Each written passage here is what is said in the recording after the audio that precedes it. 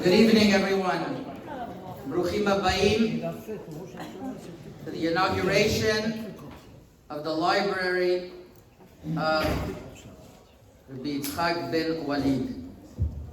Very big thank you to those who helped organize this event. Aharon Abikasis, Hazaku Baruch, Wanda Tzaddik, his ancestor, did a great job. Richard and Grishli, Kol HaKavod, and all of the meticulous details with these two fine men at the head of this. We see what professionalism means and how we had such a beautiful event executed and reminders of when it is and coming and all of the beautiful, meticulous details that go along with it. We really have to give them a Hazaku Baruch, and may the zchut of the tzaddik protect you and your families. Amen. Hazaku Baruch. We also want to recognize that we are in the room called Bet Amram, Li'ilun Nishmat, our dear friend Bi Amram Azewad, and we want to recognize that that Chantal is over here. His wife Chantal is here, and we want to thank you for coming, Chantal.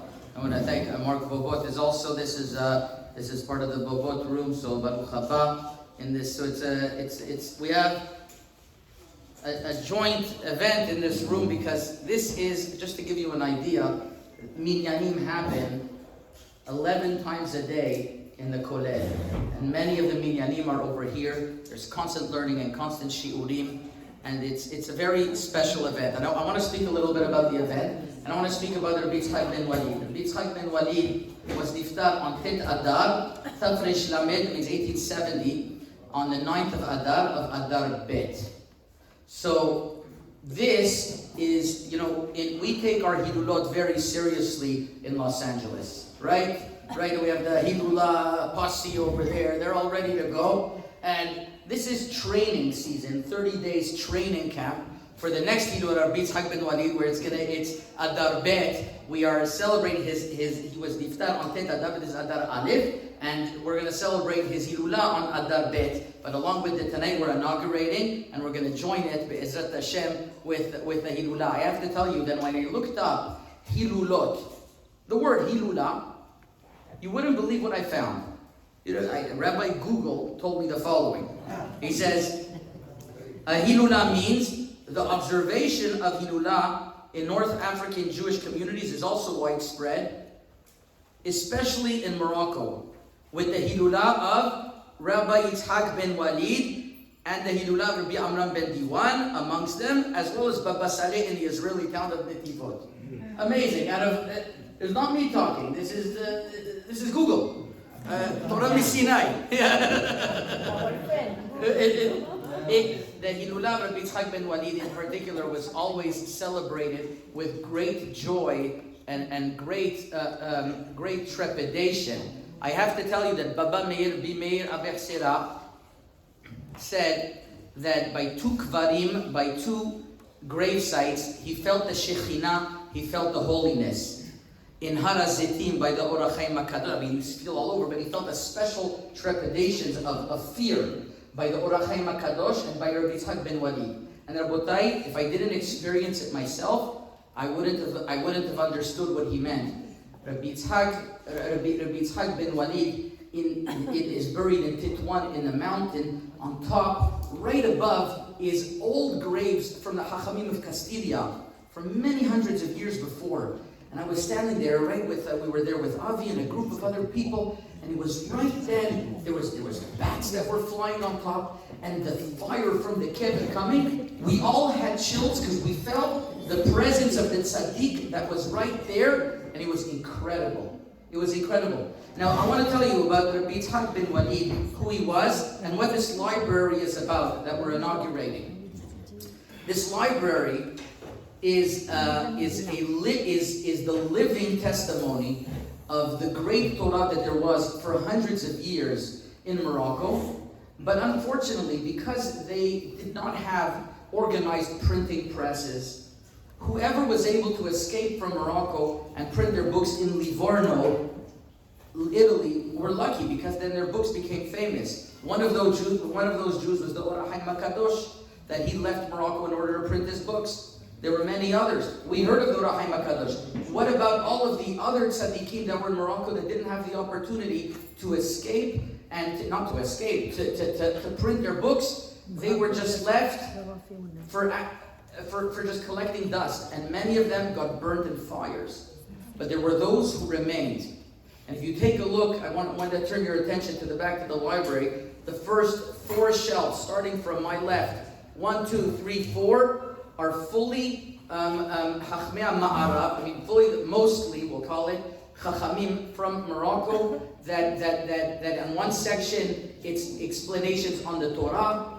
On another section, you have the Rabbi Hida section. You have the section of the Abu Khatsera family that they wrote many Sfarim. You have the section of Kabbalah. You have in Morocco, you have the section, some of the greatest Mekubalim that are learned, the Mikdash Melech, Rabbi Shalom Buzagro, that I once was visiting Rav Chaim Pinchas Steinberg, one of the great Ashkenazi Gdolim. He had on his table the Mikdash Melech. So you should understand these great Sfarim and all types of halacha Sefarim that are used constantly by me, at least.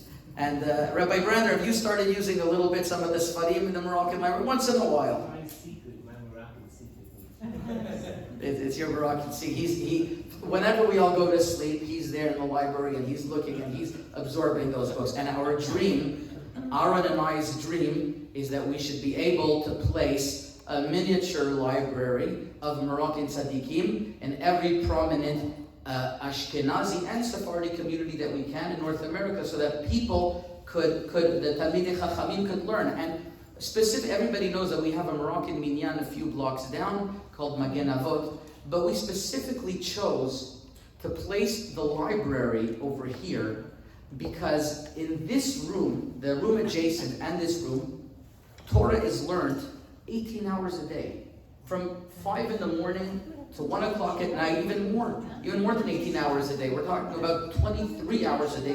There's constant Torah learning. Scholars are coming from all over. There's an activity of people learning. So we want people to be. We don't want the books to be sitting on a shelf collecting dust. We want people actively to be learning them and to be able to absorb their Torah. So this inauguration is not merely something that we want to talk about a history that happened. It's something that's very much alive, and I want to explain to you what I mean.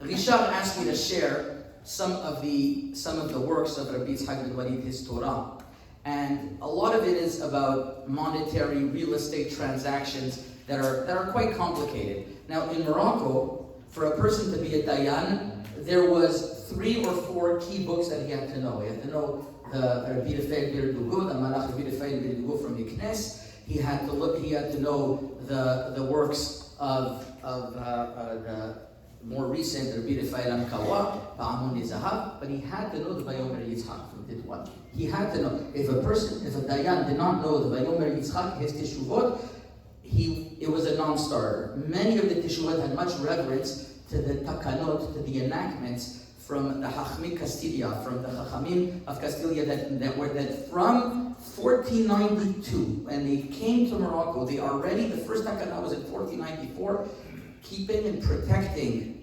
women, protecting assets, protecting family life, and making sure that the vibrancy was kept according to halakha. And that's Rabbi Yitshak BenOuaild, one of his trademarks, is his reverence he gives to these great rabbanim in the past and the Torah that he teaches us. So let me just give you an example of something that we could understand. A lot of it is very complex, and we have this. If you would open up the books of Rav Ovadia Yosef, I don't have the Bar Ilan search, but if you would open up the Bar Ilan search and type in, just to give you an example, Vayomer Yitzchak, you'll find hundreds, if not thousands of times where it's quoted.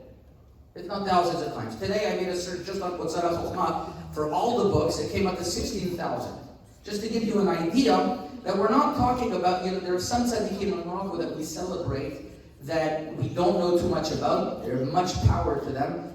to Rabbi David Moshe, Rabbi David Ben Baruch. There's much tzidkut and much power, and there's a lot of holiness in the kibbutz, but we don't know so much about them. But Rabbi Yitshak ben Walid, you could experience and have a connection to tzaddik daily, all the time. And I want to give you an example. If you take a look at the back, we recently were able to get, well, what happens is I got this a gift for Aaron, and he said that it's better that it should stay over here. The first edition printing of the Vayomer Yitshak in 1876. He was niftar in 1870. This was in 1876. It belonged to the Rav of, I'm not going to say the word wrong, El-Qtzab? Huh? El-Qtzab? Okay, so the Rav there, that was his original copy. And first printing. And I put it back in a case, and this is where I want to tell you, put it back in a case to display it. But there's a big misconception here. Usually a person thinks that, he comes in, he sees things behind the case. It's a relic of the past. It has no connection to now. The beauty of our Torah is that whatever was written from Rabbi Yitshak ben Walid is alive and well and so relevant. And I'm going to give you an example. Sammy, if I could trouble you to open up the case and bring me the book. Because the book is not supposed to be kept in a case. It might fall out at the beginning, so just be careful when you open it. So,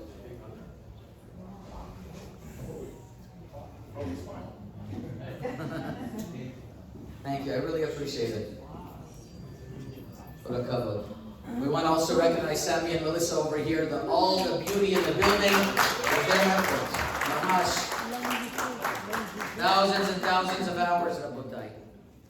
So, if you open up to just an example, to one of the teshuvot of Rabbi Yitshak ben Walid, in Siman Mem Gimel 43, he talks about a question that his son Shem Tov, who was living in Gibraltar at the time, Mibeni Shem Tov, and he was asked the following. It's a very common question. What is the halacha if somebody buys a house? You see, we're lazy nowadays. And instead of building our own house, we just go and we buy it. I built my own house, just so you know. Other people, no. They say, no, they have to buy it ready-made. So if you buy a house ready-made, do you make a shechianu or not? Do you make a bracha of shechianu? Yes. Yes, no? That's what you would think. Yes. There are some people that say no. Because the Mishnah says, Bana bayit chadash. If you build a house, you say a bracha shechianu. But not if you bought a house. So Rabbi Shem Tov ben Walid asked his father, Rabbi Yitshak ben Walid, what's the halacha?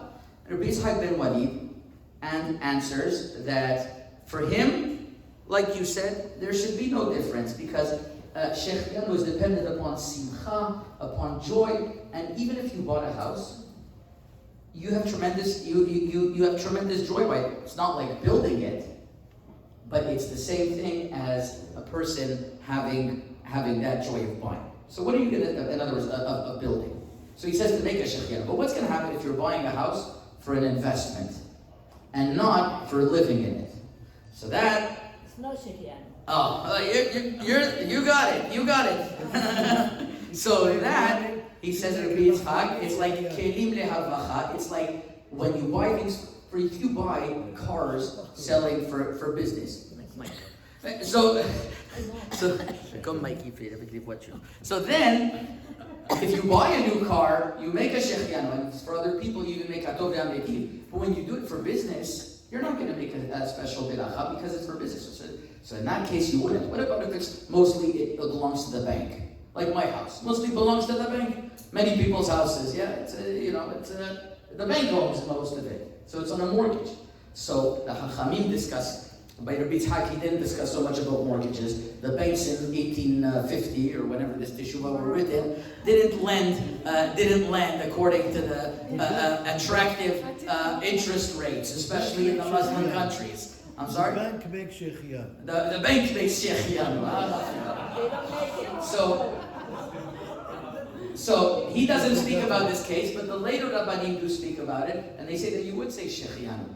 This is just a small example of something that we could relate to of the Torah that is applicable today, daily, that is quoted by Rabbanim, that is learned and that is vibrant, which is why I gave an example that is behind the glass, but it's not behind the glass. It's something to be learned and it's something to be utilized. And I encourage people to come to the kollel, to bother me to give you a shi'ur. I'll probably say no at the beginning because of my schedule, but you just have to bother me enough, and then I'll exceed, and we'll be able to learn Torah. If not, we'll set you up with people that learn, because that's what this is about. That's what this inauguration is about. It's about living Torah. It's not about just having it behind a shelf. So it's a very special thing for me. I'll tell you another thing. Why, Aaron, can you come up? Can you go? Yeah. So Aaron doesn't like to be in the limelight or whatever else. But let me tell you something. Aaron has lineage from a lot of different hachamim, and him and his son went on a trip recently. They went to Tetuan, and they prayed by the kever of Yitshak BenOuaild. Aaron's son Yitshak is learning in yeshiva in Eretz Israel now. He's learning yeshiva in Eretz Israel, and he's going to soon be on the level to be able to learn the teshuvot of his ancestors, of Yitshak BenOuaild. Isn't that amazing? Isn't that amazing? So with that, I'm going to ask Yitshak if you can please reveal the plaque that is going to be in the memory of Rabbi Yitshak BenOuaild, and it should be a zechut le'ilu nishmato. Amen.